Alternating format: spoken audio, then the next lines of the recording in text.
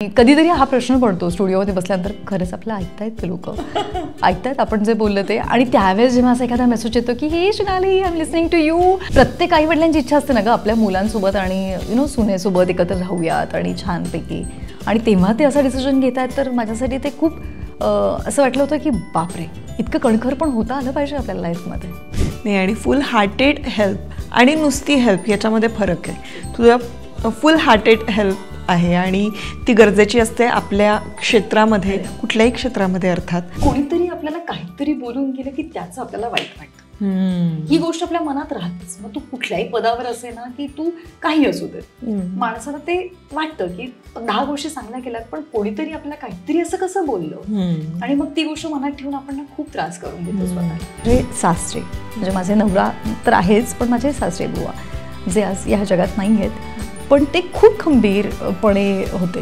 म्हणजे ते मला म्हणाले की तुला तुझ्या आयुष्यामध्ये जर करिअर करायचं आहे आणि त्यासाठी तुला हे शहर सोडून जर तुला पुण्याला जावं लागतंय तर तू मागे वळून नको बघूस. अर्थातच चाची कॉफी विथ स्मिता ऐकायला मजा येणार आहे आणि बघायलाही मजा येणार आहे. नमस्कार मंडळी, मी स्मिता शिवाळे. चाची कॉफी स्मिता बरोबर या नवरात्र स्पेशल गप्पा सत्रामध्ये तुमच्या सगळ्यांचं मनापासून स्वागत आहे. आज मी शोनाली बरोबर गप्पा मारल्या आणि ही पुण्याची जी आरजे शोनाली आहे ती भन्नाट आहे. तिच्याशी गप्पा मारल्यानंतर मला लक्षात आलं की आणखीन तिच्या कित्येक बाजू आहे. म्हणजे आपण रेडिओवर तिला ऐकतच असतो तेव्हा एक वेगळी शोनाली दिसते आणि खऱ्या आयुष्यातली शोनाली आणखीन वेगळी आहे. सो आजच्या पॉडकास्टमध्ये मी तिच्याबरोबर खूप गप्पा मारलेल्या आहेत. तिनं हे करिअर कसं निवडलं आणि ज्यांना कोणाला आरजे म्हणून करिअर करायचं असेल त्यांच्यासाठी सुद्धा हा पॉडकास्ट महत्त्वाचा ठरणार आहे. तेव्हा शेवटपर्यंत नक्की बघा. पुण्याचा रेडिओ ऑन करताच जिच्या मधुर आवाजाने आपल्याला मोहात पडायला भाग पाडते, माणसांवर तसंच प्राण्यांवर आत्मीयतेनं प्रेम करते, अशी ही गोड मुलगी असंख्य पुरस्काराने आणि तिच्या कर्तृत्वाने नावारूपाला आलेली आहे. अशी ही पुण्याची प्रसिद्ध आरजे शोनाली. आज ही तिच्या जीवनाचा प्रवास आपल्यासमोर उलगडणार आहे. 9 महिलांमध्ये तिचा समावेश होणं हे अत्यावश्यकच होतं. सिनेमासाठी किंवा कुठल्याही नवीन प्रोजेक्टसाठी प्रमोशनला जेव्हा आम्ही कलाकार जातो तेव्हा ती आम्हाला प्रश्न विचारते. आज मात्र आपण तिला जाणून घेऊया. नवरात्र स्पेशल या एपिसोडमध्ये तिचं मनापासून स्वागत. नमस्कार RJ Shonali. Thank you my dear Smita. मला खूप छान वाटतंय तू फायनली चारची कॉफी स्मिता बरोबर या माझ्या सेगमेंटमध्ये आली आहेस. मला वाटतं की इतका सुंदर योग अखेर जुळून आलाय, हो की नाही? आपण किती ठरवत होतो. तू इथे आली आहेस तर तुला आमच्याकडून एक छोटंसं गिफ्ट आहे सुरुवातीला. बर्वा स्किन थेरपी कडून तुला हे सगळे मेकअपचे आणि कॉस्मेटिक्सचे प्रोडक्ट्स आहेत. Wow, thank you. Barva skin care therapy, thank you so much. हे सगळं जे आहे ना ते खूप नॅचरल आहे, गाईच्या तुपापासून बनवलेलं आहे आणि त्याच्या मागे खूप छान हिस्ट्री आहे. तर आपला ह्याच्यावर पण एक पॉडकास्ट होणार आहे. म्हणजे बर्वाच्या ज्या ओनर आहेत ते आपल्याकडे येणार आहेत, तर तो एपिसोड तू नक्की बघ. म्हणजे तुला या प्रोडक्टचं महत्व कळेल की. Thank you so much. Okay, so मी इतकी एक्सायटेड आहे कारण तुझ्या स्टुडिओमध्ये येऊन तू आम्हाला प्रश्न विचारतेस, वेगवेगळे क्विज आणि आम्हाला प्रश्न टाकते. आज ही संधी मला मिळते, मला छान वाटतंय. पण मला आता असं वाटतंय की तू समोर असताना तुला काय वाटत असेल ते मला वाटतं. नाही, आम्हाला मजाच येते तुझ्याशी बोलताना. Thank you so much. आणि तू प्रमोशन केलं म्हणजे मग आम्हाला असं वाटतं की अरे हा कम्प्लिशन झालेलं आहे. थँक्यू. आता आपण आपली फिल्म रिलीज व्हायला हरकत नाही. किती गोड. Thank you so much. तुमचं हे प्रेम आणि मला असं वाटतं की सहकार्य, त्याच्यामुळे हे शक्य होतं. पण तुला माहितीये का की आज शोनाली हे मी कोणीच नव्हते त्यावेळेला, तेव्हापासून मी ऐकतेय. आणि मला तेव्हा गंमत वाटायची की कोण असेल, ही कशी असेल, असं मला ते खूप वाटायचं. हे शोनाली कसं काय सुचलं तुला, काय म्हणजे डोक्यात आलं? त्याच्या मागची गंमत अशी आहे, जेव्हा मी पुण्याला आले ना, म्हणजे छत्रपती संभाजीनगरवरनं, तर तेव्हा मी आरजे शोनाली असंच म्हणायचे रेडिओ सिटीवर. तर माझे जे बॉस होते, एक्स बॉस, तर ते साऊंडमधले फार एक्सपर्ट होते. तर ते म्हणाले की आपण काहीतरी छान खेळूया तुझ्या नावासोबत आणि मग म्युझिकली काय करता येईल. तर मग ते शोनाली असं आम्ही रिदम सेट केला होता तो. आणि मग ते खूप छान वाटलं साऊंड. म्हणजे आता अर्थातच रेडिओ हे साऊंडचं माध्यम आहे, त्यामुळे जे काही प्रयोग करायचे असतात ते आवाज आणि साऊंड या दोघांच्या माध्यमातून करता येतात. आणि आपली टॅगलाईन ही कॅची असली पाहिजे. तर जसं तुला आता शोनाली बद्दलचं जे आकर्षण निर्माण झालं तर ते करणं आमचं काम आहे. आणि ते छान झालं, ते जुळून आलं आणि ते लोकांना आवडलं पण. त्यामुळे आता मी जर बाहेर कुठे गेले ना आणि मी म्हणाले की हो मी शोनाली, तर ते म्हणतात नाही शोनाली. सो मला असं वाटतं की ती माझी USP झाली आता. आणि तुला माहिती आहे, मी मुंबईवरून खूप काम करून खूप महिन्यांनी वगैरे पुण्याला यायचे ना, तर सगळ्यात आधी जेव्हा एक्सप्रेसवे सोडायचे त्यावेळेला मी तुझा आवाज ऐकल्यावर मला असं वाटायचं मी पुण्यात आली आहे. अरे वा, थँक्यू सो मच. खूप गोड वाटते ही कॉम्प्लिमेंट. आणि कधीतरी हा प्रश्न पडतो स्टुडिओमध्ये बसल्यानंतर, खरंच आपलं ऐकतायत का लोक, ऐकतायत आपण जे बोललं ते. आणि त्यावेळेस जेव्हा असा एखादा मेसेज येतो की हे Shonali I am listening to you, म्हणजे जसं तू म्हणाली तसं मला आठवते की आपली अभिनेत्री स्मिता तांबे आहे, तिचा मेसेज आला की अगं इथे खूप ट्रॅफिक जॅम झालं, काय करायचं सांग. कधी अचानक मला सईचा मेसेज येतो, कधी भूषण मेसेज करतो, कधी अमेय वाघ मेसेज करतो. तर काय ना, लिस्नर्सकडे आपले नंबर्स नसतात, ते स्टुडिओ लाईनवरती फोन करतात. पण आपल्या फ्रेंड सर्कलमधलं जेव्हा कोणी आपल्याला असं मेसेज करतं, कधीतरी कोणीतरी आपल्याला स्टोरीमध्ये टॅग करतं, तेव्हा मग ते एक शिक्कामोर्तब होतं की हो ऐकलं जात आहे. तर हो डेफिनेटली शोनाली तू खूप फेमस आहेस. आणि मला माहिती नाही, मी माझं काम खूप मनापासून करते आणि ते तुमच्यापर्यंत पोहोचतो याचा मला आनंद आहे. तू आणि खूप साधी पण आहेस. म्हणजे शोनाली आम्हाला जेवढी अशी ग्लॅमरस वाटते ना, तू ग्लॅमरस तुझ्या आवाजांमध्ये आहे पण साधेपणा तुझ्या मनामध्ये आहे. ते आहे आणि ते कॉम्बिनेशन कमाल आहे तुझ्यात. मला असं वाटतं हे बघ स्मिता, ग्लॅमर आमच्या फील्डला आता प्राप्त झालंय. ठीक आहे, रेडिओबद्दल आवाजाचीच जी क्युरियोसिटी होती आणि त्याच्यातच ग्लॅमर खरं तर आहे. आता सोशल मीडियामुळे आता आम्ही दिसायला लागलेलो आहोत, तर त्यामुळे मग ती उत्सुकता अजून आता वाढलेली आहे की अच्छा हे दिसतात पण आपल्याला. आजपर्यंत कसं होतं की आवाजावरनं तुम्हाला एक प्रकारची तुमची इमेज तयार व्हायची की उंच आहे, लहान आहे, गोरी आहे, सावळी आहे, कुरळे केस आहेत, कसं आहे नेमकं हे इमॅजिन केलं जायचं. आता ती इमॅजिनेशन जी आहे ती कम्प्लिटली थांबली आहे जे सोशल मीडियावरती फॉलो करतात. त्यामुळे मी म्हणेल की आमच्या फील्डला ग्लॅमर प्राप्त झाला आहे आता. पण मला असं साधेपणातच छान वाटतं. माझ्या शोचं नाव तू कसं घेशील? म्हणजे सपोज तू होस्ट करते तर तू कसं, आणि मी म्हणते नमस्कार मंडळी, मी स्मिता शिवाळे, 4ची कॉफी स्मिता बरोबर या गप्पा सत्रामध्ये तुमच्या सगळ्यांचं स्वागत आहे. म्हण ना, माझी रिक्वेस्ट. तुला माझ्या स्टुडिओमध्ये घ्यायचं तेव्हा तर मी तुला माहितीच इंट्रोडक्शन देतच असते, पण आता तुझ्या शोवरती आली, तुझ्या पॉडकास्टमध्ये आहे. तर नमस्कार, रेडिओ सिटी 91.1ची मी आहे RJ शोनाली. आणि कसलं भारी वाटतंय ज्या व्यक्तीला आजपर्यंत आपण इंटरव्ह्यू केलेला आहे, ती कमाल अभिनेत्री आपल्याला वेगवेगळ्या टिप्स देत आज माझ्याकडनं बरंच काही जाणून घेणार आहे. अर्थातच 4ची कॉफी विथ स्मिता. ऐकायला मजा येणार आहे आणि बघायलाही मजा येणार आहे. थँक्यू. मला हे तुझ्याकडनं म्हणून घ्यायचं होतं. थँक्यू यार. म्हणजे काय, सवालच नाही. मी तुला म्हटलं ना की मी जे काही यूट्यूब चॅनल फॉलो करते, सबस्क्राईब केलेले आहे, त्याच्यामध्ये तुझं चॅनल आहे. आणि जेव्हा मला असं वाटतं की मला काही टिप्स हव्या तेव्हा तुझे लाईफस्टाईल टिप्स मी नक्कीच फॉलो करते. Thank you so much. सो ही संधी जी काय आहे ती मी पूर्णपणे ग्रॅब करणार आणि मला खूप प्रश्न विचारायचे आहेत तुला. तर सगळ्यात आधी ही जी अशी गोड, प्रगल्भ, त्यानंतर खूप समंजस, अपडेटेड आणि अशी मस्त शोनाली आहे, हिचं करिअर, ह्याची सुरुवात कशी झाली आणि तुला हेच करिअर म्हणून निवडायचं होतं का?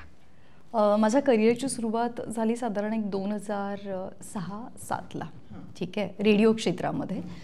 जेव्हा माझं मास कम्युनिकेशन आणि जर्नलिझम झालं होतं 2006ला झालं होतं.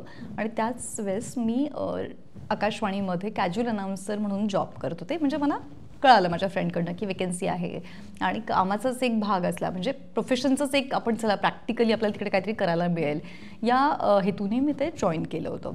माझं सिलेक्शन झालं आणि मग मी तिकडे आले. छत्रपती संभाजीनगरला मी होते. 2005पासून आकाशवाणीला काम केलं कॅज्युअल अनाउन्सर यू आणि शोसाठी. आणि मग 2007ला माझं लग्न झालं. ठीक आहे, म्हणजे आमचं लव्ह मॅरेजच होतं, त्यामुळे आम्ही ठरवलं की आता आपण लग्न करायचं. आणि मग माझ्या सासूबाई आणि माझं जे बोलणं होतं लग्न ठरतानाचं आमचं, शॉपिंगला जाताना, की तुझे काय पुढे प्लॅन्स आहेत, काय करणार आहेस तू, कारण की तू मीडिया क्षेत्रात काम करते तर काय प्लॅन्स आहेत. तर मी म्हटलं करायचं तर आहे, आत्ता सध्या आकाशवाणी चालू आहे, पण आकाशवाणी काय परमनंट जॉब नाही आहे, तो कॉन्ट्रॅक्ट बेसवरती असतो. आणि करिअर करण्यासाठी म्हणून मी आकाशवाणीवरती केवळ अवलंबून नाही राहू शकत. मग काय केलं पाहिजे, तर मी म्हटलं मी न्यूज पेपर आहेत की ते पण ट्राय करते आहे, सो बघूयात कुठे ना कुठेतरी होईल काहीतरी. आणि तेव्हा झालं पण होतं लोकमतला ॲज अ सब एडिटर म्हणून माझं निवड झाली होती आणि मी जॉईन पण केलं होतं. 8 दिवस काम केलं. पण मीनवाईल मला वाटत होतं की रेडिओ हे क्षेत्र मला जास्त जवळचं आणि जास्त अपिलिंग वाटतंय आणि मी एन्जॉय करेल इकडे केलेलं काम. आणि लग्नही झालं होतं. त्याच दरम्यान फेज 2चे रेडिओ स्टेशन्स लॉन्च झाले होते, प्रायव्हेट रेडिओ स्टेशन्स. सगळ्यात आधी पुणे आणि मेट्रो सिटीजमध्ये झाले होते आणि नंतर टियर सिटीजमध्ये झाले होते. तर ज्या दिवशी माझी एंगेजमेंट होती त्या दिवशी तिथे एक रेडिओ स्टेशनचं इंटरव्ह्यू सेशन आणि ते सगळे होते, त्यामुळे ती अपॉर्च्युनिटी माझ्याकडनं मिस झाली. मग एक 2-4 महिन्यातच पुढच्या एका रेडिओ स्टेशनबद्दल अपडेट मिळाला सोशल मीडियावरती. सोशल मीडिया नव्हतं तेव्हा, naukri.com वरती माझ्या मिस्टरांनी माझे रिझ्यूम वगैरे अपडेट केले होते की असं काही असेल तरी तुला चान्स मिळेल. आणि आय गॉट अ कॉल आणि मग माझं सिलेक्शन झालं. 2008 आय गेस 8-9ला झालं. आणि त्याच्यानंतर 3 वर्ष मी छत्रपती संभाजीनगरला काम केलं आणि मग मला पुणे रेडिओ सिटीमधनं ऑफर आल्यानंतर मी 2011ला इकडे वळले. मग 2011 ते आजता काय आहे. आणि मला असं वाटतं की जेव्हा तुम्हाला कळतं की तुम्ही जे काही काम करतायत त्यातनं तुम्हाला मजा येते आहे का, तुम्ही ते काम एन्जॉय करतायत का आणि त्यातनं काही तुम्हाला शिकायला मिळतं आहे का, तर मला असं वाटतं की ती एक म्हणजे टिकमार्क असतं ते की ओके हेच क्षेत्र आपल्यासाठी आहे. आणि आवाजावरनं मला तसंही बऱ्यापैकी कॉम्प्लिमेंट ह्या मिळायच्या नेहमी. जेव्हा कधी आपण फोनवर, तेव्हा नवीन लँडलाईन फोन वगैरे सुरू झाले होते, तर मग ते कॉम्प्लिमेंट मला मिळायचे की छान वाटते, आवाजाच्या क्षेत्रात काहीतरी करायला पाहिजे तू. तर सिंगर तर ऑफकोर्स नाही होऊ शकत कारण की मी बेसुरी आहे, पण मग काय करता येईल. तर मग ह्या फील्डमध्ये आले आणि आता मला असं वाटतं की होतं माझ्या इथेही होतं आणि माझं इथूनही ठरलेलं होतं आणि इथूनही नंतर ठरलं की मला रेडिओज करायचं आहे. Great great great. कारण बऱ्याचदा आपण असं ठरवतो वेगळं की मला हे करायचं आहे आणि आपलं घडतं वेगळंच. होतं. जसं मी तुला म्हणाले ना की मला मीडियामध्ये काम करायचं होतं, पण 2 ऑप्शन अर्थातच माझ्यासमोर होते. मीडिया म्हणजे कोणतं, तर एकतर इलेक्ट्रॉनिक मीडिया, टेलिव्हिजनवरती न्यूज रिपोर्टर, अँकरिंग, तो एक भाग होता. आणि दुसरं होतं की प्रेसमध्ये काम करायचं.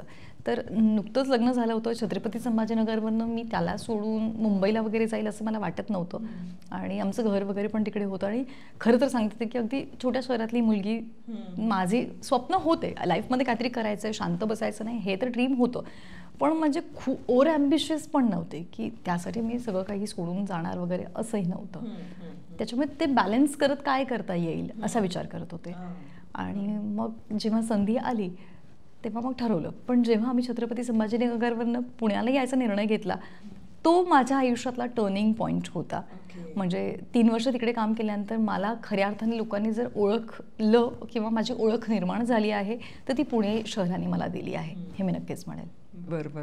पण यामध्ये मला असं वाटतं तुझ्या नवऱ्याचा बऱ्यापैकी हात आहे किंवा त्याचा पाठिंबा आहे. आणि म्हणून अर्थातच घरामध्ये ना कोणीतरी अशी व्यक्ती आपल्याला हवी असते, ती टीम असते आपली. आपण बाहेरच्या टीम बनवतो नंतर, पण आधी घरातली एक टीम असणं फार गरजेचं असतं. कोर टीम, ती म्हणजे तुझा नवरा आहे. सो तुला असं वाटतं का की लव्ह रिलेशनशिप ह्या आपल्या कामाबरोबर तेवढ्याच इम्पॉर्टंट असल्या पाहिजे, किंवा तू त्याच्याकडे कसं बघतेस आणि त्याचा तुझ्या वैयक्तिक आयुष्यावर कसा परिणाम होत असतो? हे बघ, महत्त्वाचं तर आहेच, नाती महत्त्वाची आहेत. तू कुठल्याही क्षेत्रामध्ये काम कर, जर तू तुझ्या घरामध्ये, तुझ्या पर्सनल लाईफमध्ये जर तू बॅलन्स असशील, तू हॅपी असशील, तर त्याचा परिणाम आपल्या कामावरती होतो, जे काही आपण करतो. करेक्ट? कारण की आपण किती नाही म्हटलं तरी माणसं आहोत, भावना आहेत आपल्याला, आपण ते इमोशन्स घेऊन पुढे जात असतो. त्याच्यामुळे अर्थातच कुटुंबाचा खूप मोठा रोल आहे. माझ्या माहेरच्या लोकांचाही आहे आणि माझ्या सासरच्या लोकांचा जास्त आहे. कारण की जसं मी तुला म्हणाले की माझं करिअर जे काही घडलं आहे ते आफ्टर मॅरेज झालेलं आहे, राईट? तर त्यामध्ये माझे सासरे, म्हणजे माझे नवरा तर आहेच, पण माझे सासरे बुवा जे आज या जगात नाही आहेत, पण ते खूप खंबीरपणे होते. म्हणजे ते मला म्हणाले की तुला तुझ्या आयुष्यामध्ये जर करिअर करायचं आहे आणि त्यासाठी तुला हे शहर सोडून जर तुला पुण्याला जावं लागतंय तर तू मागे वळून नको बघूस, जा तू. काय पुणे आणि छत्रपती संभाजीनगर किती अंतर आहे, 220 किलोमीटरचा प्रवास आहे फक्त, आणि किती वेळ लागणार आहे आम्हाला यायला, यात अडकायचं नाही. तर मला असं वाटतं की जिथे माझे बाबांच्या मनात कुठेतरी होत होतं की तू आम्हाला सोडून दूर जाणार आहे, कसं होईल, एकटं तुला जावं लागलं तर कसं होईल. शेवटी ते वडील आहेत बघ, पप्पा पण अर्थातच वडील होते पण ते त्या ठिकाणी खूप खंबीर झाले होते, बाबा थोडे हळवे झाले होते. तर त्या ठिकाणी पप्पांचं म्हणणं होतं की तू जा, रोहन काय म्हणतोय, रोहनची तयारी आहे का, आणि नसेल तर मी त्याला सांगतो की तुझ्यासाठी हे गरजेचं आहे. म्हणजे मी त्यांना म्हणाले होते की मीडियामध्ये आणि त्यातल्या त्यात रेडिओमध्ये अशा लगेच ओपनिंग नाही होत. आता बघ ना, मी 14 वर्षापासून काम करते, तर सहजासहजी लगेच वेकेन्सीज ओपन नाही होत. आणि त्यातल्या त्यात मुंबईपेक्षा पुणे हे कधी पण बेटर होतं मला, कारण की पुण्याबद्दल एक आपुलकी आहे, जिव्हाळा आहे, आणि पुण्यामध्ये तुम्ही काम करतायत ती एक वेगळं स्टँडर्डच आहे त्याचं, काही म्हणतो. तर त्यामुळे मला असं वाटलं होतं की हो मी येईल इथे. मग ते म्हणालेत की आपण हे करूयात, पण म्हटलं तो तयार आहे, आम्हाला तुमच्याबद्दलच वाटते की तुम्ही हैदराबादवरनं नुकतंच आता इकडे शिफ्ट होत आहेत आणि आम्ही तुम्हाला सोडून जाणार आहेत, या गोष्टीमध्ये अडकायचं नाही.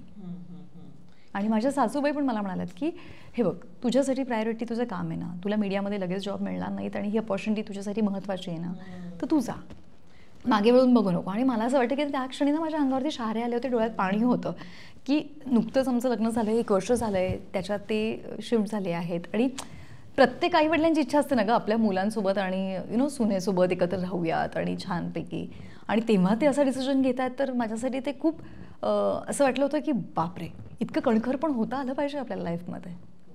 त्यामुळे मला असं वाटतं की तो कणखरपणा आहे ना, तो फार महत्त्वाचा होता, आणि मग तेच आपल्यामध्ये येत जातं. म्हणजे तेव्हा मला कळलं की त्या लोकांनी मला त्यावेळेस साथ दिलेली आहे जेव्हा माझ्या करिअरची सुरुवात होत होती.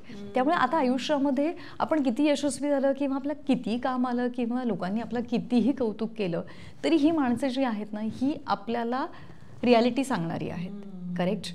म्हणजे माझे यश अपयश आनंद दुःख याच्यामध्ये बाहेरचे कोण असतील कोण नाही मला माहिती नाही, पण ही माझी माणसं माझ्या सोबत आहेत, सतत माझा हात धरून आहेत. त्यामुळे मी जमिनीवरती आहे आणि मला जमिनीवरती ठेवण्याचं काम ते खूप उत्तमपणे करतात. मला असं वाटतं की रिलेशनशिप ही खरंच खूप महत्त्वाची गोष्ट आहे. नाही, आणि फुल हार्टेड हेल्प आणि नुसती हेल्प याच्यामध्ये फरक आहे. तुझा फुल हार्टेड हेल्प आहे आणि ती गरजेची असते आपल्या क्षेत्रामध्ये, कुठल्याही क्षेत्रामध्ये अर्थात. कारण रिलेशनशिप जपता जपता आजकाल प्रोफेशनल आणि पर्सनल असे दुभंग व्हायला लागलाय त्याचा. कारण एक तर हे जमतं नाही तर हे जमतं, खरं. ते दोन्ही सांभाळणं ही तारेवरची कसरत असते. म्हणजे या सगळ्या गोष्टीतून तू छान शिकत आली आहेस. संभाजीनगर सारख्या शहरातून तू इथे आलीस, पुण्यात शिफ्ट झाली, तुझं करिअर केलंस, ह्या सगळ्या स्पॅनमध्ये तू स्वतः घडत गेलीस. आणि हे घडत असताना आपल्याला खूप गोष्टी कळत जातात, उमगत जातात, आणि ते आम्हाला जाणवते तुझ्या इंस्टाग्राम पोस्टवरून. कारण बऱ्याचदा मला एखादा असा प्रश्न पडलेला असतो किंवा नैराश्य आलेलं असतं किंवा असं वाटतं की अरे यार आता या सिच्युएशनला काय करू. मग त्यावेळेला ना थोडंसं मोटिवेशन हवं असतं, थोडंसं काउन्सिलिंग हवं असतं कोणाचं तरी. मित्रमैत्रिणींपेक्षा ना आजकाल मला असं वाटतं की हे वाचन किंवा हे जे पॉडकास्ट आहेत हे म्हणजे तिथे जाऊन आपण जर बोललो तर ते प्रोडक्टिव्ह काहीतरी बाहेर येतं. तू लाईफ कोच म्हणून काम करतेयस ऑलमोस्ट, आणि तुझे हे व्हिडिओज जेव्हा मी इंस्टाग्रामवर पाहते तर त्यावेळेला मला खूप मजा येते, गंमत येते, आणि मला असं वाटतं की अरे मला आत्ता यावेळेला हे असं कोणीतरी सांगण्याची गरज होती आणि ती सोनाली सांगते. थँक्यू यार. हे कसं सुचतंय तुला? हे बघ, काय होतं ना, आपण खूप लोकांना भेटत असतो, बोलत असतो, आणि त्यातल्या त्यात मीडिया ह्या फील्डमध्ये असल्यामुळे रोज मला बऱ्याच लोकांशी जे आहे ना कनेक्ट होता येतं. म्हणजे मग सेलिब्रिटी पासून आपण म्हणूयात की अथॉरिटीज आहेत, सर्वसामान्य माणूस आहे, आणि आसपास पण खूप काही घडत असतं ग आपल्या. आणि ओव्हरऑल जर सगळ्या गोष्टींचं आपण एक जर जग पाहिलं तर काय आहे की कोणीतरी आपल्याला काहीतरी बोलून गेलं की त्याचं आपल्याला वाईट वाटतं. ही गोष्ट आपल्या मनात राहतेच. मग तू कुठल्याही पदावर असे ना की तू काही असू दे, माणसाला ते वाटतं की 10 गोष्टी चांगल्या केल्यात पण कोणीतरी आपल्याला काहीतरी असं कसं बोललं, आणि मग ती गोष्ट मनात ठेवून आपण ना खूप त्रास करून घेतो स्वतःला. आणि मला असं वाटतं की नका ना करू त्रास, कशाला. कारण की तुला मी सांगते की आपल्या लाईफमध्ये आपण जसं जसं मोठे होत जातो किंवा जसे जसे आपण लोकांना भेटत जातो, आपल्या प्रत्येकाच्या लाईफ स्टोरी जाणून घेता येतात. खूप लोकांना आपण बघतो आणि त्यांना बघतो तेव्हा कळतं की आपल्याकडे कितीतरी गोष्टी खूप जास्त आहेत आणि आपण त्याची व्हॅल्यू करत नाही आणि आपण फार क्षुल्लक गोष्टींवरती अडकून राहतो. तर मग मला असं वाटलं की नाही नोट आपण ह्या बाबतीत जरा बोलूयात ना. आणि मी जेव्हा पॉझिटिव्हिटी बद्दलचे व्हिडिओ सुरू केले ना, तो पिरियड होता कोविडचा. कोविडच्या काळामध्ये आधी माझे शोच्या संदर्भात माझ्याकडे येणाऱ्या सेलिब्रिटीजच्या सिनेमांबाबतीत, प्रोजेक्ट बद्दल आणि ओव्हरऑल मी काही कॅम्पेन करत होते त्याच्याबद्दलचेच व्हिडिओ असायचे. कोविडच्या काळामध्ये सुरू झालं असं की आम्ही वर्क फ्रॉम होम करत होतो. ओव्हरऑल सगळं चित्र जे ते निगेटिव्ह होतं आणि त्या निगेटिव्हिटीतनं जर बाहेर पडायचं असेल तर आपण लोकांना काहीतरी छान गोष्टी, चांगल्या काहीतरी घडतंय, सगळंच वाईट घडतंय असं नाही, काहीतरी चांगलं घडतंय तेही सांगायला पाहिजे. आणि मग तिथून त्या गोष्टींची सुरुवात झाली आणि मग ती खूप अपील झाली लोकांना. कारण की पुन्हा तू म्हणशील तर तो काळ तसा होता की आपण सगळ्यांसोबत असूनही आपण एकटेही होतो. कारण की एका घरामध्ये आपण आयसोलेटेड झालो होतो कोविडमुळे, किंवा मग काही माणसं आपल्यापासून दूर होती, काही लोकांना त्यांच्या जवळच्या माणसांच्या शेवटच्या क्षणी पण जाता नाही आलं. तो ओव्हरऑल तो जो फेज पाहिला तेव्हा प्रत्येकाला एक इमोशनल सपोर्टची गरज होती आणि म्हणून ते सेगमेंट मी जेव्हा सुरू केलं तर तेव्हा ते खूप कनेक्ट झालं. कारण की ते इथून आलं. मी जे काही आजपर्यंत माझ्या सोशल मीडियावर पोस्ट केलंय किंवा जे काही मी माझ्या शो मध्ये केलेलं आहे, जे माझं इथून येतं तेच मी करते. वरवर एखादी गोष्ट असेल तर मला ती कन्व्हिन्स होत नाही तर मी करत नाही. त्याच्यामुळे मला असं वाटतंय की जो विचार मला पटला, ज्या विचाराने मला उभारी दिली, तर मग मी तो विचार शेअर केला तर कदाचित कोणाला तरी त्याचा फरक पडू शकतो. आणि तुझ्याप्रमाणे मला खरंच खूप छान वाटतं. खूप जणांचे मेसेजेस येतात की आता याची खूप गरज होती. तू आजही माझ्या सोशल मीडियावरती गेली, माझ्या त्या व्हिडिओच्या खाली गेली तर तुला किमान अशा 4-5 कमेंट सहज पाहायला येतील. आणि ज्या नाही दिसत त्या माझ्या डीएम मध्ये असतात, ज्यांना उघडपणे तिकडे नाही सांगायचं, ते डीएम मध्ये सांगत असतात की आज याची खूप गरज होती, आज खूप छान वाटलं. तर मला असं वाटतं की ओके, कोणाच्या तरी आयुष्यात आपण 0% तर काहीतरी करतोय ना, तर ठीक आहे ना. 0.5% जर कोणाच्या लाईफमध्ये आपल्यामुळे काहीतरी छान घडत असेल तर मग का थांबवायचं, करत राहूया. आणि या इमोशन क्वेश्चनची आजच्या काळाला फार गरज आहे ग. ही एम्पथी आपण प्रत्येकाने मला असं वाटतं दाखवायला हवी. तुझी फक्त आणि माणसांच्या बाबतीत नाहीये, तू पक्ष्यांच्या बाबतीतही तेवढीच एम्पथेटिक आहे. कसं काय हे पक्षी प्रेम आहे? म्हणजे हे बघ, मला आवडतात प्राणी पक्षी, मला खूप आवडतात. ठीक आहे, आधी लहानपणापासून मोठे होईपर्यंत, लग्नाच्या आधीपर्यंत माझ्याकडे डॉग्स होते. ठीक आहे, बर, आणि मस्त होते, छान. आणि मी काय असे विकत, डॉग्स म्हणजे किती डॉग्स होते माझ्याकडे? म्हणजे एका वेळेस 4 होते. काय सांगतो? आणि बाकीचं दिसलं तर तोही घरी घेऊन यायचे, बाबा राखवायचे पण आणायचे. आणि मी विकत नाही आणलेत. असा कुठे लग्न झालाय, कोणी सोडून दिलंय, काय असे रस्त्यावर घरी आलाय, असे पिल्लं मी सांभाळलेली आहेत. पण जेव्हा लग्न झालं त्याच्यानंतर मग मीडियामध्ये जॉब करायला लागले तर तेव्हा शक्य नव्हतं. कारण की सकाळची जी घरातनं जाते यायची वेळ पण फिक्स नसते, मग मी घरी आणणार कसं. त्यामुळे तिथे मला माझं जे प्रेम होतं त्याच्यावरती जरा लिमिटेशन्स आलेत. पक्षी पण खूप आवडतात, पण मग ते पक्ष्यांना कैद ठेवणं मला मंजूर नाही, ते नाही आवडत. मग याचा मार्ग काय असू शकतो? तर मी थोडं आपल्या बाल्कनीमध्ये जरा काही गोष्टी सुरू केल्या. काय केलं ते सांग ना, ते ऐकायचंय. म्हणजे हे बघ, मला असं वाटलं होतं की फीड आपण त्यांना काय म्हणजे खायला द्यायला पाहिजे. उन्हाळ्यामध्ये काय करायला पाहिजे तर पाणी द्यायला पाहिजे. तर पाण्याची बाऊल ठेवायला सुरुवात केली. आधी मी धनकवडीला राहायचे एका ठिकाणी, तर तिथे असे छान झाडी वगैरे असायची. त्यामुळे मग तिथे मी एका वाटीमध्ये पाणी ठेवायचे आणि आपल्या घरातनं थोडंसं भात वगैरे ते ठेवायचे. तर ते खारुताई, कावळे तिकडे खात असायचे. पण त्याच्यातून माझी मैत्री अशी कधी मी झालीच नाही, कारण की मी ठेवून मी निघून जायचे ऑफिसला आणि मी रात्री 10 वाजता यायचे. त्यामुळे मी पोळ्या करताना मला दिसायचं की अच्छा तिकडे खारुताई आली, आणि डिस्टन्स खूप असायचं, त्यामुळे ते कम्युनिकेशन होत नव्हतं. मग जेव्हा मी फ्लॅटमध्ये शिफ्ट झाले तेव्हा मला जाणवलं की अरे फार आपण कन्स्ट्रक्शन आपल्या बाजूला, नुसतं सिमेंटच्या जंगलात आपण आहोत, इथे काहीतरी करायला पाहिजे. मग मी बाल्कनी गार्डन तयार केलं. मग ती अशी प्लांट्स म्हण किंवा ज्याच्यावरनं पक्षी अट्रॅक्ट होऊ शकतात किंवा अगदी फुलपाखरं पण अट्रॅक्ट होतील अशी प्लांट्सची निवड केली. हो, तुझं ते नॉलेज भरपूर आहे, कारण तू ते व्हिडिओज मध्ये सांगते. मला असं वाटतं हिला हे बघ, हे थँक्स टू गुगल की आपल्याला सगळं कळतं की कसं अट्रॅक्ट करायचं. मी खूप जणांचे व्हिडिओ बघायचे की त्यांच्या बाल्कनीत पक्षी येतात. माझ्याकडे समोर खूप झाडं आहेत, त्यामुळे त्या झाडावरती पक्षी असायचे, पण ते माझ्या बाल्कनीत नाही यायचे. मग काय करूया, तर मग तिथे फीडर करायला सुरुवात केली. पण फीडरवरती पण फार काही येत नव्हते. पाण्यामुळे पक्षी खूप यायला लागले. स्वच्छ पाणी रेग्युलरली त्यांना ठेवायला लागले. आणि त्याच्यामुळे त्यांना कळायला लागले की ते आपल्याला स्वच्छ पाणी मिळतं. मग फिडरमध्ये जे काही सनफ्लावर सीड्स आहेत म्हण किंवा राळे आहेत तर ते लावायला सुरुवात केली. पण त्याचा प्रॉब्लेम असा होतो की आपण जेव्हा आता फ्लॅटमध्ये राहतो कबुतरांचं प्रमाण खूप जास्त आहे आणि त्यामुळे त्यांच्या नादामध्ये असं होतं की बऱ्याचदा कबूतर खूप जास्त येतात आणि ते हार्मफुल आहेत आपल्यासाठी. मग काय केलं की एक वेळ ठरवली आहे खायचं म्हणजे घरातलं कुठलंही शिजवलेलं अन्न नाही. आता फ्रुट्स जे असतात ना सीझनल फ्रुट्स ते मी माझ्या बाल्कनीमध्ये ठेवते. ज्याला ज्याला जे जे आवडतं ते येऊन खाऊन जातात. मस्त खानावळ सुरू केलेली. तर माझ्याकडे ना कावळा यायचा तर आंबा आवडायचा त्याला खूप. तर तो आंबा त्याने खायला सुरुवात केली तर म्हणजे अच्छा याला आंबा आवडतो. मग आमच्याकडे हापूस आले की ते आधी बाल्कनीमध्ये जायचे. जे जे फ्रुट्स येतील तिथे ठेवलेत आणि त्याचे मग तू व्हिडिओ बघितलेत की ते कसे आवडीने सगळं खातात. तर आता बाहेर काही मिळत नाही. आधी मी जिथे राहायचे ना त्याच्यासमोर शेती होती. आता ती पण नाहीच आहे. तिथे आता मोठी एक 28 मजली इमारत उभारती आहे त्यामुळे तेही नाही राहिलं. झाडं तोडली गेली आहेत. आता माझ्याकडे सध्या ना काही छोटे बर्ड्स आहेत. इंडियन सिल्वर बिल ज्याला आपण शुभ्रकंठी म्हणतो तर ते माझ्याकडे येऊन घरटं करतायत. तर मी त्यांना नेहमी बघायचे कारण की माझ्या घराच्या परिसरामध्ये पाम ट्रीज होते ज्याच्या आतमध्ये जाऊन ते ना घरटं करायचे. ते छोटे असल्यामुळे जे मोठे पक्षी असतात ते त्यांच्यावरती अटॅक करू शकतात त्यामुळे त्यांना आतल्या टाईलला म्हणजे जिथे कुठे दिसणार नाही अशा ठिकाणी त्यांना घरटं करणं ते प्रेफर करतात. पण ते झाडाची हे छाटणी केली त्यामुळे ते नव्हतं आणि ते सारखं येऊन ऑब्झर्वेशन करायचे. याच्याबद्दल एक खूप मोठी स्टोरी आहे पण त्याला शॉर्ट करून सांगते. तर साधारण एक ऑगस्टमध्ये इंडियन सिल्वर बिलच्या त्या कपलनी माझ्या बाल्कनीमध्ये येऊन निरीक्षण करायला सुरुवात केली. मी आर्टिफिशियल नेस्ट तिथे लावलेलं होतं. मला माहीत नव्हतं की तिथे येतीलच म्हणून पण आपल्याला लावून ठेवलं होतं यावं कोणीतरी म्हणून.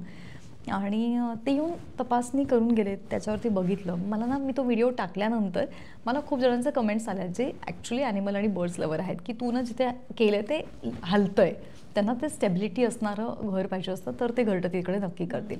मग मी त्याची जागा शिफ्ट केली आणि दुसऱ्या ठिकाणी लावलं. मग काही दिवसानंतर ते परत आले आणि परत त्यांनी चेक केलं. मग ते चेक करत असताना मला लक्षात आलं की अच्छा यांनी फिक्स केलं की आता इथे आपल्याला आपल्या बाळाला जन्म द्यायचा आहे.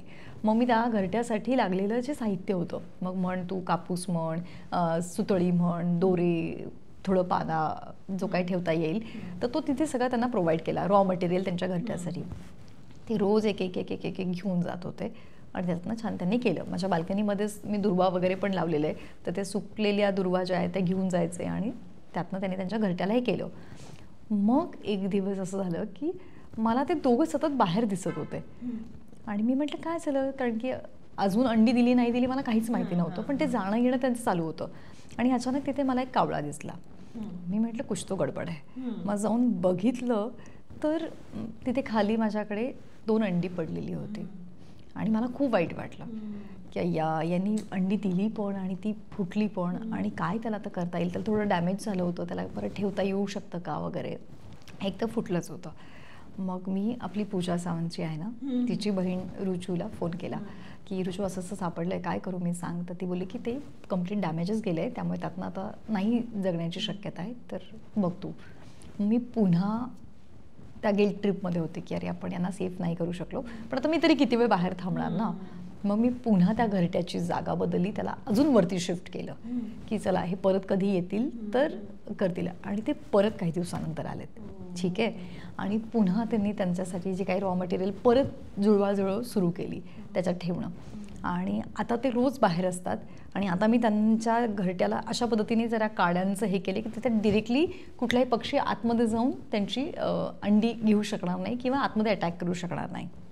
आणि ते मस्त तिथे बसलेले असतात आणि त्यांच्यासाठी छोटं छोटं असं राळ्याचे दाणे वरती ठेवलेत खायला आणि ते येऊन खायला पण लागलेत. तर आत्ता ते सध्या तिथे येत आहेत. मला असं वाटतं की पुढच्या काही दिवसांमधनं त्याच्यातनं पिल्लं बाहेर येतील आणि त्यांचा विश्वास मी संपादन केलेला आहे की इथे एकदा आपल्या बाळाला नुकसान झालं कारण की ती म्हणाली की एकदा तसं झालं की ते परत ही जागा आपल्यासाठी सुरक्षित नाही म्हणून येत नाही पण ते पुन्हा माझ्यावरती विश्वास येऊन आले. म्हणजे 9 ऑगस्टला ते झालं. 9 सप्टेंबरपर्यंत त्यांचं परत सेकंड बेबी जे आहे तर त्याचं तयारी चालू आहे त्यांचं आणि लवकरच त्याच्यातनं बाहेर येईल. तर मला असं वाटते की हे बघ आपण म्हणतो ना की शिकणं हे शिकणं असतं की मूव ऑन होणं आपण काय करतो आपल्या आयुष्यात काही गोष्टी घडून गेल्यात ना की फार तिथेच राहतो. हे झालं नाही, मला हे पाहिजे होतं, इथे हे करायचं होतं, मी एवढे प्रयत्न केलेत. मी त्या पक्ष्यांचे प्रयत्न बघते ना स्मिता, यू वोंट बिलीव्ह. आपण तरी 10 वेळेस म्हणतो मी हे केलं, मी ते केलं, मी असं केलं. त्यांच्याकडे तर स्कोपच नाही आहे म्हणण्याचा. ते एवढ्याशा चोचेमध्ये 100 चक्रा मारतात. ते आधी पानं घेऊन जाणार, मग ती कापूस घेऊन जाणार, मग ती सुतळी घेऊन जाणार, एक जण तिकडे ऑब्झर्वेशन करणार. केवढूसा जीव आहे तो, केवढूसा जीव आहे. तिचं बाळ गेले, तिचे 2 अंडे गेले, ती म्हणजे तासभर तिकडे बघत होती. वाईट वाटलं असणार तिला पण ती मूव्ह ऑन झाली. करेक्ट. सो मला असं वाटतं की निसर्ग आपलं हेच सांगतो की घडणार आहेत काही गोष्टी, त्याला तुम्ही नाही थांबवू शकत, पण त्याच्यानंतर पुढे मूव्ह ऑन व्हा आणि काहीतरी करा. सो हा लाईफ लेसन बघ मला बसल्या बसल्या घरी मिळतोय. आणि पुन्हा ट्रस्ट फॅक्टर. आपण म्हणतो ना की एखाद्या माणसावरती आपण विश्वास ठेवला आणि त्या माणसाने आपल्याला धोका दिला, पण नाही आहे ना. तुम्ही ते प्रत्येक वेळेला होईलच आणि असं नाहीये, कारण समोरच्याची पण काहीतरी एक बाजू असते ना. म्हणजे आता त्यांनी माझ्यावर विश्वास ठेवला, मी त्यांच्यासाठी सुरक्षित केलं, पण कुठेतरी कमी पडले मी, पण मग पुन्हा मी पण माझा प्रयत्न केला. सो प्रयत्न करणं, मूव्ह ऑन होणं आणि मेहनत करणं, या 3 गोष्टींशिवाय लाईफमध्ये म्हणजे काहीच नाही आहे दुसरं. ह्याच करत राहायच्या आहे रोटेशनवरती. करेक्ट. क्या बात आहे. खूपच तू खरंच ही अगदीच छोट्या छोट्या गोष्टीतून ऑब्झर्व करणाऱ्या या गोष्टी असतात आणि आपण त्या करायला हव्यात. म्हणजे माझ्याकडे बघा आता एक पोपट येतो, तर तो पोपट पण कोणाचा तरी पाळलेला होता. आता त्याला पण जवळपास 7 महिने होतील, तो नियमितपणे येतो. तर पहिले 1-1.5 महिना ना तो सतत माझ्या बाल्कनीमध्ये तास असायचा, 4-4 तास 5-5 तास असायचा. आणि मला तो आल्यानंतर अर्थातच पोपट हा असा पक्षी आहे की माणूस त्याच्याकडे अट्रॅक्ट होतो, त्याच्याशी बोलायचा प्रयत्न करतो आणि तो आपल्या जवळ असला पाहिजे असं प्रत्येकाला वाटतं. आणि मी त्याला माझ्याकडचे काय घरात जे आपण आजपर्यंत ऐकलं होतं की पोपटाला हे आवडतं ते आवडतं खायला, ते सगळं द्यायचा प्रयत्न केला. पण नंतर माझ्या लक्षात आलं की जो येऊन बसतोय तिकडे, त्याला काहीतरी तो मिस करतोय. आणि आता तो इतका यूज टू झालेला आहे की आता तो बाहेर जातो. आता त्याचे फ्रेंड सर्कल त्यांनी बनवलेलं आहे. तो तिकडे जातो, मजा करतो. जेव्हा त्याला आमची आठवण येते तेव्हा येतो, प्रॉपर आवाज देतो. या एक तर माझं लक्ष म्हणजे मी घरात जरी असले तर माझे डोळे सतत माझ्या बाल्कनीमध्ये असतात की आज कोण आलंय, कोण गेलंय. तर माझे घरचे पण म्हणतात की घरी असली की ही घरात कमी आणि बाल्कनीमध्ये जास्त असते. त्याच्यामुळे माझं लक्ष असतंच की तो आला की मला दिसतंच. तो आसपासून जरी कुठेतरी गेलं तर माझं लक्ष असतं की आहे का. आणि आता जेव्हा नाही दिसत नाही त्याला मी, तर तो आवाज देऊन बोलवून घेतो आम्हाला. तर मला असं वाटते की पुन्हा ते एक स्ट्रॉंग कनेक्शन झालं आहे. वाईब्स किंवा आपण म्हणतो ना की त्यांना पण कळतं ग की कुठे आपण सुरक्षित आहोत, कुठे आपल्याला प्रेम मिळतं आहे. अल्टिमेटली जर कुठली लँग्वेज असेल ना तर ती काइंडनेस आणि लव. खरंच खूपच महत्त्वाचं बोललीस तू. काइंडनेस आणि लव आजकालच्या जगात हे गरजेचंच आहे. एम्पॅथी आणि इमोशन कोशन तुमचा वाढणं फार गरजेचं आहे. मला सांग की तू आता हे म्हणजे आम्ही अभिनय करतो तर अभिनयाचा एक वेगळा रियाज आहे, त्यानंतर गायनासाठीचा पण एक रियाज असतो. तर तू तुझ्या कामासाठी एक तर तुला अपडेटेड राहावं लागतं, कारण काय घडतंय नाही घडतंय हे तू तो अभ्यास कसा करते. कारण यातले काही असे आपले प्रेक्षक असतील की त्यांना RJ म्हणून करिअर करायचं असेल, तर तू काय सांगशील त्यांना. बघ, आपल्या आसपास काय घडतंय त्यावरती सतत लक्ष असणं फार आवश्यक आहे. म्हणजे रेडिओमध्ये काम करताना आम्हाला न्यूज सारखे लिबर्टी नाही आहे की तुम्ही पटापट काही पण सांगू शकतात जे झाले ते. जेव्हा आमच्या कामामध्ये आम्हाला काही बंधनं आहेत, त्याच्यामध्ये आम्ही बातम्या देऊ शकत नाही, त्याच्यामध्ये आम्ही प्रशासनाशी जेव्हा जर काही बोलायचं असेल तर आमची एक सॉफ्टनेस असतो आमचा. आम्ही हार्श होऊ शकत नाही, म्हणजे जबाब विचारू शकत नाही प्रत्येक वेळेस. तर त्यामध्ये मग आपल्या आसपास काय घडतंय हे पहिलं कॉन्टेंट असतं. ते आपल्याला शोमध्ये कसं आणता येईल. पुन्हा विषय तोच आहे की खूप निगेटिव्ह बातम्या आपल्या कानावरती येत असतात कुठल्या ना कुठल्या माध्यमातून. रेडिओ हे माध्यम किमान आपण असं ठेवूयात की जिथनं काहीतरी पॉझिटिव्ह, जिथनं काहीतरी छान देता येईल. एकतर माणूस ऑफिसला जाताना ऐकत असतो, ऑफिसमधून येताना ऐकत असतो, किंवा आपल्या घरात आपलं काहीतरी काम करत असताना बॅकग्राऊंडला त्याचा रेडिओ चालू असतो. मग त्याच्या लिसनिंगमध्ये आपण त्याच्या लाईफमध्ये काही व्हॅल्यू ॲड करू शकतो का, तर मग तसं कॉन्टेंट आपल्याला क्रिएट करणं गरजेचं असतं. तर ज्यांना RJ व्हावंसं वाटतं त्यांना मी एकच सांगेल की तुम्हाला खरंच मनापासनं रेडिओ ह्या क्षेत्रात काम करण्याची इच्छा आहे का. कारण की जसं मी तुला म्हणाले की आमच्या फील्डला आता ग्लॅमर प्राप्त झालं आहे. त्यामुळे बऱ्याचदा आम्ही जेव्हा काहींचे इंटरव्ह्यूज घेत असतो किंवा आमच्याकडे जेव्हा इंटर्नशिपला मुलं मुली येतात तेव्हा त्यांचा थॉट हाच असतो की बढिया ना, सेलिब्रिटीज से बात करना होगा, आपली तेवढीच पॉप्युलॅरिटी वाढेल, सोशल मीडियावरती आपले फॉलोअर्स वाढतील. ह्या विचाराने जर तुम्ही येणार असाल तर मग हे फील्ड नका निवडू. कारण की रेडिओशी तो माणूस कनेक्ट होतो ज्याला लाईफमध्ये कोणीतरी कंपॅनियन हवा असतो. करेक्ट. तर तुम्ही त्याची ती जागा भरून काढणार असाल तर मग रेडिओमध्ये या. क्या बात आहे, खूप मोठी गोष्ट सांगितलीस तू. आणि हे कळणं फार गरजेचं आहे की तुम्ही कुठल्या क्षेत्रात कशासाठी जाताय.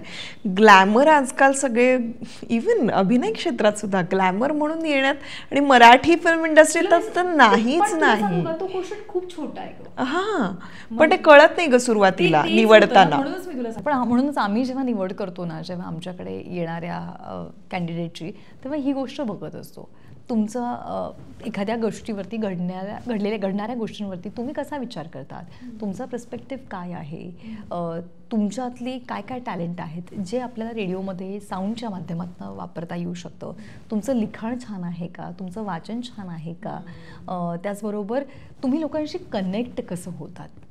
पण तू तुझा अभ्यास कसा ठेवतेस? मला असं वाटतं ह्या सगळ्या गोष्टी आहे. मला असं वाटतं की माझा स्वभाव त्यामध्ये खूप जास्त मला हेल्प करतो. मी जॉईंट फॅमिलीमधनं मोठी झालेली आहे, त्यामुळे सगळ्यांच्या मनाचा विचार आपण तिथे होत असतो, काय चाललंय काय नाही. आणि रेडिओमध्ये शो करत असताना या वेळेस आपण शहराचा विचार करायचा असतो, ते आपलं कुटुंब आहे, त्यामुळे त्याचा विचार केला जातो. त्याचबरोबर तू म्हणालीस की अपडेट राहणं ते गरजेचं आहे. सोशल मीडिया त्या बाबतीत आम्हाला खूप हेल्प करत असतं. आधी कसं व्हायचं की पेपरला बातमी यायची किंवा टेलिव्हिजनवरती आपल्याला गोष्टी दिसायच्या आणि त्यानंतर मग आपलं कॉन्टेंट व्हायचं. पण आता तुम्ही सगळे सेलिब्रिटीज जे आहेत, तुमच्या आयुष्याबद्दल तुम्ही पण फार ओपन अप झालेला आहात, तुम्ही सोशल मीडियावरती व्यक्त होतात, त्यामुळे कुठल्या तरी दुसऱ्या सोर्सकडनं कॉन्टेंट घेण्याची गरजच नाही आहे. स्मिताचं पॉडकास्ट सेशन तिने सुरू केलेलं आहे आणि तिने अभिनयाबरोबर आता एक ती यूट्यूबर झालेली आहे. हे कॉन्टेंट तूच मला प्रोव्हाइड केलेलं आहे, मग तू जे कॉन्टेंट घेते त्यामध्ये मी काय ॲड ऑन करू शकते आता, मग मी स्मिताला कसं आयडेंटिफाय करू शकते दुसऱ्या पद्धतीने, की जर तुम्ही सुद्धा तुमच्या आयुष्यामध्ये एक करिअर करत आहात आणि इफ यू फील की मला लाईफमध्ये बॅकअप काहीतरी हवा आहे किंवा मला माझ्या स्ट्रेंथला खरंच अजून चांगल्या पद्धतीने एक्सप्लोअर करायचं आहे, तर मग तुम्ही अभिनेत्री स्मिता शिवाळेप्रमाणे तुमचं यूट्यूब चॅनल सुरू करा, तुम्ही फॉलो करा तिला. म्हणजे तुमच्या लक्षात येईल की यापैकी तुम्ही काय चांगलं करू शकतात, तुम्ही कशामध्ये बेस्ट आहात, डू इट राईट नाऊ. अशा पद्धतीने कॉन्टेंटला इंटिग्रेट करायचं. आणि आवाजाची पण काळजी खूप घ्यावी लागत असेल. त्या बाबतीत मला आधीपासूनच तेलकट तुपकट आवडत नाही, तळलेला मी खात नाही, थंड पदार्थांना मी थोडं दूर ठेवते. ह्या 2-3 गोष्टीच घेते.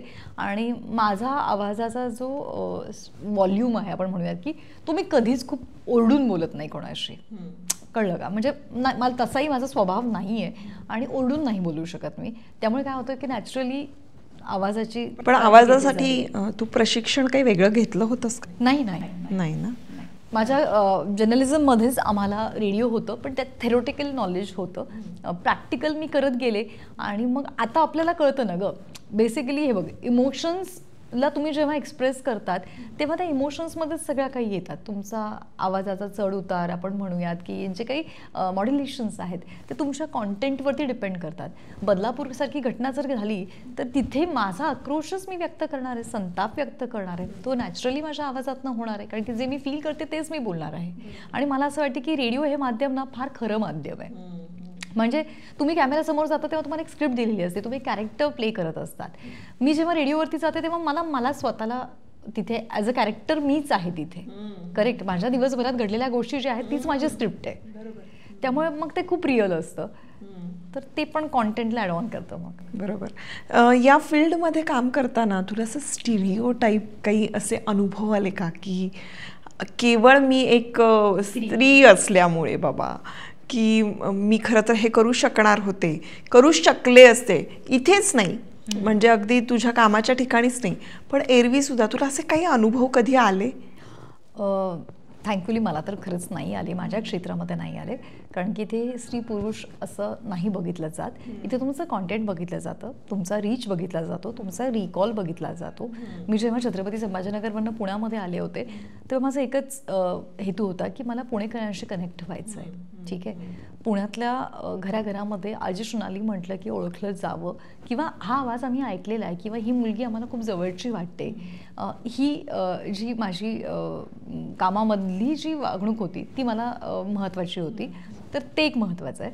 राहिलं स्त्री पुरुष असं म्हणशील तर कधी कधी ना आपण काही इव्हेंटला जातो तर तेव्हा तिथे ना असं जे असतं की इथे फिमेल पाहिजे म्हणजे ऑडियन्स जो आहे तो जास्त कनेक्टेड राहील. तेव्हा मला थोडं खटकतं की हॅलो प्लीज म्हणजे बास आता बदला तुम्ही आता तुमचं थिंकिंग. असं काही नाही आहे. जो कोणी आहे तो तिथे एक आर्टिस्ट आहे, तो परफॉर्मर आहे हे म्हणून तुम्ही बघितलं पाहिजे. तर तेवढाच येतो, बाकी नाही आले नाही. म्हणजे मला कदाचित मग तसे माझे सहकारी आणि माझे जे बॉसेस आहेत तर त्यांच्यामुळे कदाचित असू शकतं. कारण की आमच्याकडे तुला सांगू का, रेडिओ सिटी ही एक अशी ऑर्गनायझेशन आहे की जिथे HR हेडपासून नॅशनल हेडपासून सगळ्या महिला आहेत. आता त्याच्यात थोडे चेंज झाले आहेत पण विमेन पॉवर खूप जास्त आहे रेडिओ. उलट खरं तर तिथे मग आणखीन तिथे पुरुषांनी विचार करायला पाहिजे की आता इथे सगळ्या स्त्रिया आपल्या सिनियर आहेत आणि त्यांना रिपोर्टिंग करावं लागतंय, त्यामुळे त्यांच्यासाठी अवघड असू शकतं. पण आम्ही त्या बाबतीत खरंच आहे. कारण की आमच्या CEO होत्या, आता नाही आहेत त्या, अपूर्वा पुरोहित मॅम. खूपच कमाल व्यक्तिमत्व. स्त्रीनी कसं असलं पाहिजे प्रोफेशनली काम करताना, तिने पुरुष बनायला जाऊ नका, स्त्री राहा हे होतं. आणि त्यांचं एक पुस्तक पण याच्यावरती आलेलं आहे, तू तर वाच त्याच्यावरती, lady you are not a man म्हणून. की तू स्त्री आहे, स्त्रीच राहा. माझी शक्ती मला माहिती आहे, मला एखाद्या पुरुषासोबत कम्पीट करायची गरज नाही आहे. हे पुरुषांनी केलं म्हणून मी केलं पाहिजे. त्याच्यात माझ्या कॅपेबिलिटीज मला माहिती आहेत की मी किती स्ट्रॉंग आहे. म्हणजे आज बघ ना, आपल्या घरामध्ये म्हणजे माझ्या आजीला मी पाहिलं, माझ्या आईला मी पाहिलं, माझ्या सासूबाईंबद्दल आहे, माझी बहीण, माझी नणंद, माझ्या आयुष्यातल्या ज्या सगळ्या स्त्रिया आहेत सगळ्या वर्किंग आहेत. तर घरातलं सगळं करून परत बाहेर जाणार, बाहेरचं करणार, परत घरात येणार, परत जॉईंट फॅमिली सांभाळणार, ही किती मोठी गोष्ट आहे. इतकं सहज सोपं नसतं पण आपण करतो. हा म्हणजे प्रत्येक स्त्री ती करते आणि ती छान करते, ती छान पद्धतीने करते ती. आणि मला असं वाटतं की इतकी मोठी ताकद तिच्यासोबत आहे तर मग मी काय एखाद्या पुरुषासोबत किंवा कम्पेअर करायचं. ओके एक्झॅक्टली, आपल्याला कम्पॅरिझनला कोणी नाहीच आहे. म्हणजे तू तुझ्या जागी आहेस, मी माझ्या जागी आहे. निसर्गाने आपल्याला बनवलेलं आहे, आपले स्ट्रेंथ आहेत, आपले विकनेस आहेत, आपण त्याला एक्सेप्ट करूयात. तर माझ्या प्रोफेशनमध्ये तू म्हणशील तर स्टिरियोटाईप अनुभव नाही आले. तेवढाच एक असतो की कधीतरी इव्हेंटला काही आलेत पण मग मी तिथे स्पष्टपणे म्हटलं की नको, मला तुमचा कार्यक्रमच नको. जर तुमचा हा फोकस असेल की इथे मुलगी आहे आणि मग ती करेल तर नाही, मी चिअर गर्ल नाही आहे, मी एक परफॉर्मर आहे, मी एक आर्टिस्ट आहे. तर त्या रिस्पेक्टनी जर तुम्ही मला काम देणार असाल तर मला करायला आवडेल. तुमची ही थिंकिंग असेल तर मला तुमच्यासोबत असोसिएशन नाही आवडणार. खूप आपला जो प्रेक्षक वर्ग आहे ना तो खूप जास्त महिलांचा आहे. ओके. तर त्यांच्या सक्षमीकरणासाठी किंवा त्यांच्या फ्युचरच्या ग्रोथसाठी तुझा काय दृष्टिकोन देशील? सगळ्यात महत्त्वाचं आहे की स्वतःवरती विश्वास ठेवा आणि आपली तुलना दुसऱ्यासोबत नका करू. एक व्यक्ती जेव्हा दुसऱ्या व्यक्तीसोबत आपली तुलना करते तिथेच आपण ना 2 पावलं खाली येतो. ठीक आहे, प्रत्येकाचे काही स्ट्रेंथ आहेत, प्रत्येकाचे काही विकनेस आहे. मला ना माझ्या कुटुंबातनं हे मी आलंय शिकायला, माझ्या आयुष्यातल्या माहेरच्या सगळ्या स्त्रियांनी एकमेकांना खूप सपोर्ट केलेला आहे. जेव्हा माझं लग्न आलं तेव्हा माझ्या सासूबाईंनी मला सपोर्ट केला आहे. खऱ्या अर्थाने आपण म्हणतो ना की माहेरची माणसं सपोर्ट करणारी असतातच गं. जेव्हा आपण दुसऱ्या घरात जातो त्या दुसऱ्या घरातल्या माणसांना आपल्याला स्वीकारून, त्यांनी आपल्याला स्वीकारून तिकडे ग्रोथ होणं हे खूप चॅलेंजिंग असतं. खूप स्ट्रगल करावा लागतो अनेकांना यासाठी, ते सोपं नसतं. त्यामुळे मग त्या घरातली जी स्त्री असेल, मग आपण म्हणूयात की सासू असेल, नणंद असेल किंवा त्या घरातली कोणी मोठी असतील, त्या स्त्रीनी दुसऱ्या स्त्रीला सपोर्ट करणं फार गरजेचं आहे. म्हणजे मी आजपर्यंत 14 वर्षात जिथे जिथे इंटरव्ह्यू दिलेत मी तिथे ही लाईन फार स्पेसिफिकपणे बोललेली आहे की आज माझ्या आयुष्यामध्ये माझी आई जितकी महत्त्वाची आहे त्यापेक्षा काही पटीने माझ्या सासूबाईंचं योगदान खूप महत्त्वाचं आहे. त्यांनी मला कोणत्याही गोष्टीमध्ये अडकवून नाही ठेवलं. त्यांनी मला सांगितलं या गोष्टी आपल्या घरातल्या आहेत, तू तुझ्या पद्धतीने तुला जशा जशा जमतील तशा कर, तुला तुझ्या लेवलवरती जे काही फॉलो करता येईल ते कर. मग अगदी घरातलं सण उत्सवांपासून तर घरातल्या नातेवाईकांना मॅनेज करण्यापर्यंत सगळं काही तू तुझं काम करत कर. तर मला असं वाटतं की ना ही गोष्ट खूप शक्ती देणारी असते. मग जरी मला असं वाटतं ना की माझ्याकडनं खूप डिफिकल्ट जातं आहे, हे मॅनेज नाही होते, पण तरी आपण म्हणतो की नाही आपल्याला करायचं आहे, त्यांच्यासाठी करायचं आहे, तर ते आपसुकच होतं. त्यामुळे एका स्त्रीने दुसऱ्या स्त्रीला आयुष्यात सपोर्ट करणं फार महत्त्वाचं असतं. आपण आपल्या कॅपेबिलिटीजवरती, आपल्या स्ट्रेंथवरती आपण पुढे जातोच, पण त्या पुढे जाण्यामध्ये जर आपल्याच घरातली दुसरी स्त्री असेल आपल्यासोबत, आपली मार्गदर्शक, आपली मैत्रीण, आपली आई, सासू, तर खूप खूप आयुष्यात गोष्टी बदलतात. आज माझ्या खूप मैत्रिणी आहेत ज्या मला म्हणतात की करिअर नाही करता येते गं, कारण की मुलांकडे बघायला कोणीच नाही आहे आणि त्यामुळे आता मी ब्रेक घेतलेला आहे. तर इथे मला असं वाटतं की त्या घरातील सासूची भूमिका खूप महत्त्वाची असते की तू जा, मी बघते. माझ्या अशा काही मैत्रिणी आहेत की ज्यांच्या आईनी आणि सासूने ठरवलं आहे की 6 महिने येऊन आम्ही मुलांना सांभाळणार, 6 महिने येऊन तुम्ही सांभाळायचं, तू तुझं करिअर कर. तर तेव्हाच स्त्री बाहेर पडू शकते. तर आणि मला असं वाटतं की बघ ना, जेव्हा स्त्री बाहेर पडते, जेव्हा ती मोठी होते, तर तिचंच नाव नाही होत ना, आज माझ्या कुटुंबाचं पण नाव होतंय ना. करेक्ट. पण हे त्यांना कळायला हवं. तर ही गोष्ट फार महत्त्वाची, कुटुंबानी समजून घेणं गरजेचं आहे. ते तुमची सून मोठी होते किंवा तुमची मुलगी मोठी नाही होती, तुमच्या घराण्याचं नाव मोठं करते. आणि जेव्हा एक वर्किंग विमेन असते तेव्हा तिच्या मुलांच्या आयुष्यात पण खूप बदल होतो. जेव्हा तुम्ही वर्किंग वुमन आहात, आता ज्या हाऊसवाईफ आहेत तर त्यांनी या बाबतीत गिल्ट मानायची गरज नाही की अरे आपण आयुष्यात काहीच करू शकलो नाही. तुम्ही पण तेवढंच महत्त्वाचं आहात, त्या गोष्टीला तुम्ही कमी लेखू नका. म्हणजे मी माझ्या खूप लिसनर्सला सांगत असते, त्या म्हणतात की आज मी वर्किंग नाही आहे ना, हो आज आपण फायनान्शियली इंडिपेंडेंट असणं हे फार गरजेचं आहे. त्यासाठी तुम्ही बाहेरच पडलं पाहिजे असं नाही आहे. तुम्ही घरात राहून काय करू शकतात, तुमच्या स्ट्रेंथ काय करू शकतात. मी माझ्या कित्येक फॉलोअर्सला ह्या बाबतीत अपडेट केलेलं आहे. जेव्हा ते त्यांचे प्रॉब्लेम्स माझ्यासोबत शेअर करतात की मला रिस्पेक्ट घरात मिळत नाही किंवा घरात आम्ही कमावून सुद्धा आम्हाला व्हॅल्यू केलं जात नाही. असे DM-मधले ना स्मिता, तुला मी सांगते, मला खूप मेसेजेस येतात. तू म्हणाले की तू लाईफ कोच म्हणून काम करते. इनिशियली मी ऑफिसला जेव्हा यायचे ना, मी जेव्हा माझे पॉझिटिव्हिटीचे व्हिडिओ सुरू केले होते, मी 1.5 तास दररोज किमान 5 ते 10 लोकांशी बोलायचे. 1.5 तास. म्हणजे मी ऑफिसला माझा 2चा टायमिंग, 1चा टायमिंग असायचा, मी 12ला यायचे, कारण की माझ्या फोनवरनं मी फोन करू शकायचं नाही, त्यामुळे मी लँडलाईनवरनं फोन करायचे. मग नंतर माझे कलिग्स मला म्हणाले की ओके, खूप एनर्जी जाती आपली, तू छान सांगतीये, बट काय होतं ना, ती गोष्ट कुठेतरी आपल्या लाईफमध्ये पण अफेक्ट करते की अरे एवढी सगळी माणसं आपल्याशी इतकी इमोशनली कनेक्टेड आहेत. त्यामुळे माझं एकच म्हणणं आहे की फायनान्शियली इंडिपेंडंट फार महत्त्वाचं आहे. बाहेर पडून काही होत असेल तर खूप छान, नसेल तर घरात राहून तुम्ही काय करू शकतात. आणि तुमच्या मुलांवरती जेव्हा तुम्ही संस्कार करतात तेव्हा ते असे करा की त्यांच्या नजरेमध्ये आपली आई भारीच आहे, काम करो किंवा न करो, तिचा डिसरिस्पेक्ट नाही झाला पाहिजे. आणि यासाठी घरातली इतर स्त्रिया आणि त्या घरातले पुरुष यांची पण भूमिका फार महत्त्वाची आहे की ते कसे वागतात. खूप छान सांगितलंस, खूप मस्त सांगितलंस. खूप छान गप्पा झालेल्या आहेत तुझ्याबरोबर. मला इतकी मजा आली आहे तुझ्याशी बोलून. मला पण खूप छान वाटलं. ही वेगळी सोनाली मला दिसली आहे, म्हणजे या सोनाली बरोबर गप्पा नव्हत्या मारल्या मी, त्यामुळे मला मजा येते. थँक्यू यार, थँक्यू. तू मला बोलतं केलंस आणि खूप छान वाटलं. म्हणजे खूप गोष्टी असतात ग आपल्या मनामध्ये आणि आपल्याला असं वाटतं ते शेअर करावं. तुला मी म्हटलं ना की माझे काही प्लॅन्स ठरलेले असतात की माझं काम झाल्यानंतर मी काय करणार, घरी येणार, थोडं नवऱ्याला दिवसभरातलं सगळं काही सांगणार, बोलणार. आता काय होतं ना, आपल्याला वेळेप्रमाणे ना मॅच्युरिटी येते की आपण कोणाला काय गोष्टी सांगायच्यात. मग आपला स्ट्रेस असेल तर आपण आईबाबांना फोन करून सांगत नाही, कारण की त्यांचं वय झालेलं असतं, तर त्या गोष्टींचा ते विचार करतात. किंवा मग आपला एक आवाज ऐकल्यानंतर त्यांचा दिवस छान जात असतो. मग तो आवाज ऐकताना आपण जर त्यांना आपल्या लाईफमधलं डिस्टर्बिंग गोष्टी सांगितल्या तर ते त्याच चक्रव्यूहात राहतील की अच्छा हिचं असं झालं का, मग आता पुढे काय झालं असेल. ती गोष्ट कदाचित आपली होऊन जाते आणि आपण मूव्ह ऑन होतो, पण ते तिथेच राहतात. त्यामुळे काय आपण शेअर करतोय, कोणाबरोबर करतोय, कधी करतोय, ह्या गोष्टी फार फार महत्त्वाच्या असतात.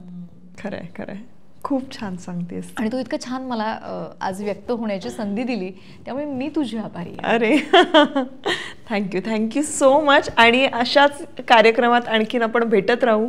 मलाही तुझ्या कार्यक्रमात परत यायचंय. Thank you so much. आपण लवकरच भेटणार आहोत. जसं तू मला जाणून घेतलं तसं तुला प्रत्येक वेळेस जाणून घेण्याची संधी तू मला द्यावी असं मला वाटतं. Thank you so much. Thank you dear, thank you so much. आणि तुझ्या सगळ्या सबस्क्रायबर्सला पण थँक्यू, ज्यांनी माझं म्हणणं ऐकलं. आणि मला एकच वाटतं की मला ना देवाने न मागता खूप काही दिलेलं आहे स्मिता. त्याच्यामुळे मला असं वाटतं की मग मी अजून काय देऊ शकते लोकांना, राईट. मी माझ्या आयुष्यामध्ये जसा आनंद शोधलेला आहे तसं जर प्रत्येक माणसाने जर आनंद शोधला तर खूप ब्युटिफुल होईल. मी यामध्ये एकच गोष्ट मेन्शन करते, लाईफकडे बघण्याचा आपला पर्स्पेक्टिव्ह आपल्या आयुष्यात घडणाऱ्या घटनांमुळे बदलत जातो. आणि मी आता ना माझ्या आयुष्यात एकाही माणसाला न दुखवण्याची शपथ घेतली काही वर्षांमध्ये. आणि जर मला असं वाटतं की माझ्याकडनं जर चुकून दुखावली गेली ती व्यक्ती, तर त्या ठिकाणी मी माझा इगो, माझा सेल्फ इस्टीम सगळं काही बाजूला ठेवते आणि त्या माणसाची माफी मागते. का विचार माहिती का, म्हणजे हे डिफिकल्ट पण आहे आणि खूप. कारण माझ्या आईला 3 वर्षांपूर्वी कॅन्सर डिटेक्ट झाला होता ठीक आहे. तर तिची 1-2 वर्ष कॅन्सरच्या ट्रीटमेंटमध्ये माझे गेले आणि तेव्हा मी पूर्ण वेळ तिच्यासोबत होते. आणि त्या ट्रीटमेंटच्या दरम्यान जेव्हा मी हॉस्पिटलमध्ये होतो तेव्हा मी अशा लोकांना पाहिलं आहे, अशा कुटुंबांना पाहिलं आहे, छोट्या लहान बाळांपासून आजी आजोबांपर्यंत, ते माझ्या वयाच्या तुझ्या वयाच्या सगळ्यांना पाहिलेलं आहे. आणि ते ज्याच्या फेजमधनं जात होते तो इतका डिफिकल्ट, इतका त्रासदायक होता की मला असं वाटलं की यार उद्याच्या क्षणाचा आपला भरोसा नाही आहे. म्हणजे कालपर्यंत ज्या व्यक्तीशी मी छान बोलले होते तिला मी हातात हात देऊन म्हटलं होतं की अरे नाही, सगळं छान होईल, मस्त होईल. दुसऱ्या दिवशी मला कळतं की त्या काकूंनी पहाटे 5 वाजता शेवटचा श्वास घेतलेला आहे. एक छोटं पिल्लू ज्याच्याशी हसत होतं, त्याला त्याचं किमो चालू असताना त्याला चॉकलेट देत त्याचं लक्ष डायव्हर्ट करत हे करत होते. 3 दिवसानंतर कळतं की ते बाळ या जगात नाही आहे. तर मला असं वाटतं की आयुष्याची ना शाश्वती नाही आहे आपल्या, की नेक्स्ट क्षण जो आहे तो आपला असेल की नसेल. तर मी जेव्हा ह्या जगातनं जाईल ना, तर मी ज्यांच्याशी शेवटची बोललेली असेल ते एकच म्हणतील की आमचं खूप छान बोलणं झालं आहे. कोणाच्या मनात हे नको राहिलं की नाही तिच्याशी माझं भांडण झालं होतं किंवा हिने मला हर्ट केलं होतं किंवा ही मला असं बोलली होती. त्या नोटवरती मला ह्या जगातनं नाही जायचं आहे. त्यामुळे माझं हे क्लिअर आहे की नाही, मी कोणाला दुखवणार नाही. आणि दुखवलं तर ओके फाईन, मी सॉरी म्हणायला पण कमी पडणार नाही की ठीक आहे चुकलं का माझ्यामुळे, ठीक आहे.